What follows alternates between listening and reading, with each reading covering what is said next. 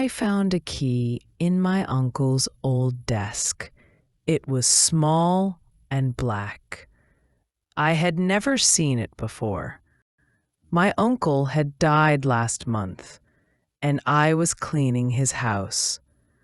The desk was full of old things, papers, photos, and this strange key. The key had a number on it, 47. I stared at it for a long time. What door could it open? My uncle never talked about any secret place. He had lived in the same house for 50 years, and I thought I knew every room. I put the key in my pocket, but I could not stop thinking about it. That night, I looked at it again. It felt heavy. It felt important.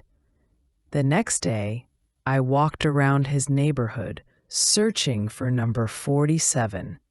I saw number 43, then number 45. But where was number 47? I turned onto a small street behind his house. I had never walked there before.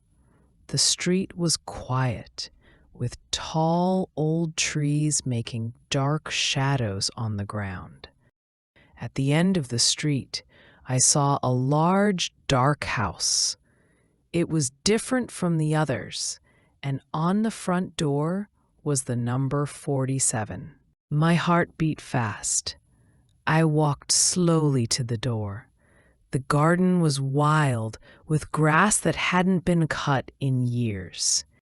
The windows were dirty, and I could not see inside.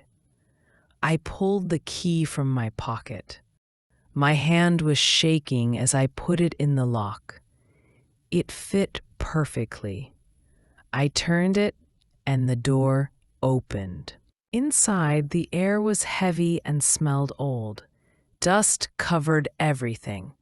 Furniture was hidden under white sheets, like the house had been asleep for years. I moved carefully from room to room, a kitchen with plates still on the table, a living room with books on every wall, bedrooms upstairs with beds still made. But in the last bedroom, I found something strange. On the bed was a photo. It showed my uncle when he was young, maybe 20.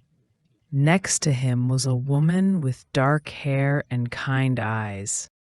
I picked up the photo.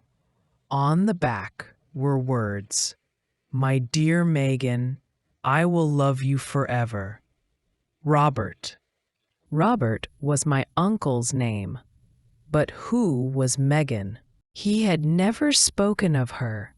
He lived alone all his life. He never married. He never had a girlfriend, or so I believed. On a small table, I found a box filled with letters. They were love letters, written by my uncle to Megan 50 years ago. In them, he dreamed of marrying her, buying this house for her, and raising children together. But in the last letter, his words were full of sadness. Megan was sick. The doctors could not help her. She died when she was only 22. My uncle bought this house for her, but she never lived in it.